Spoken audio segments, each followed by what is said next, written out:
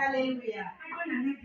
Nataka niache na. Ukadwani mwana popu imangeni. Sitaki nikuchoshe mawazo na vitu vingi. Ipoka roho imangeni dia nono. Naweza kusema mingi utoke bure. Obaki Yesu. Bwana asifiwe. Sasa kuna mwedini wachino. Mungu akubariki na hilo neno. Jana chakula duaro. Au shuhuda namtaka sasa. Adwani mwagofuni yeki kumenya sayo seti. Nataka kiri vitu ambavyo Mungu ameshamtendea. Nikachini kama na niketina saye. Uko hapa juu ya Mungu. Hiyo hiyo maana niketina saye. Unakuwa juu ya Mungu. Obaki Yesu. Bwana asifiwe.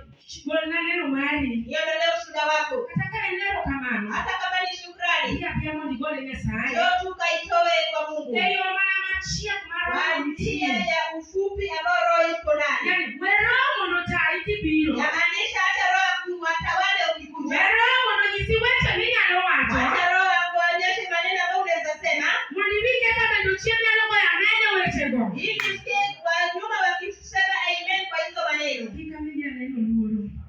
Nisiende uoga kwa ushuhuda. Simama juu. Chini Yesu. Toa ushuhuda wako kwa Mungu. Amen. Amen. Mungu akubariki.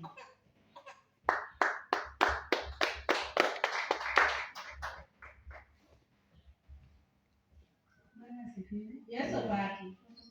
Upate kendo. Mimi